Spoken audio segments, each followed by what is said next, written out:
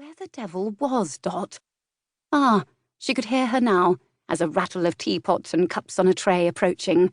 It was a perilous journey for Dot every single time. Dot and gravity had an uneasy alliance. At last she appeared in the doorway. Thus began the slow, delicate journey to settling it on the table between the settees. The man watched this with apparent fascination. "I don't believe you mentioned your name, Mr. "It's Lord, I'm afraid." "Oh, of course it is. Who but a lord would find it amusing to communicate through tokens?" "Necessary," he corrected evenly, sounding as insufferable as that supercilious little man who'd appeared one night weeks ago with half of a token and paid them 3 guineas to hold a room for a mysterious stranger. "Necessary to communicate through tokens. My name is Lucien Durand, Viscount Bolt." The tea tray crashed noisily into place. The perfidious Dot's shoes were already clicking across the foyer at a run, leaving Angelique alone with a madman. "I agree that humans are capable of nearly anything, given the right set of circumstances," he said conversationally, as though he hadn't just claimed to be someone the entire town knew had been dead for a decade, and who, before that, had taxed the broadsheet's ability to come up with hysterical adjectives. "Although murder certainly seems a good deal of effort to go through for an opportunity to stay here at the—" A faint, puzzled frown settled between his eyes as he took in the pretty but well-worn settees facing each other before the fire, arrayed atop the thick but faded rug, phrase artfully hidden beneath furniture legs. All of those in shades of rose, the hearth facade fashionable decades ago, the table with its nick out of one leg, also skillfully disguised. Since they'd combined talents a few months prior, Angelique and Delilah had seen any number of people glance around just that way, bemused, but not necessarily censorious, as if wondering at the source of the room's charm.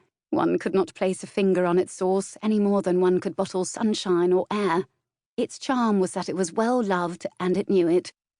Madman or not, it seemed her pride was at least as powerful as her sense of self-preservation. She would not sit idly while someone criticised their beloved room. She cleared her throat. "Lord," on the off chance she'd heard him wrong the first time. "Bolt," he confirmed pleasantly. Hell's teeth. She drew a sustaining breath. At best, he was a charlatan. A gorgeous, gorgeous charlatan. The comfort and security of our guests is paramount at the Grand Palace on the Thames, so Mrs. Hardy and we are the proprietresses, typically like to have a conversation with a potential guest to ascertain whether someone is mad or otherwise unsuitable before we invite them to stay. He studied her. "Invite them, do you?" His tone was skeptical, but his voice was suddenly startlingly soft. Instantly, alarmingly, it was easy to imagine that voice in her ear, from the next pillow, whispering the things he'd like to do to her. "Yes." The word emerged absurdly huskily. It sounded rather like she was giving permission to something. "Yes," she repeated firmly. "Ultimately, we give careful consideration to who we invite to stay, as we'd like all of our guests to feel comfortable and safe.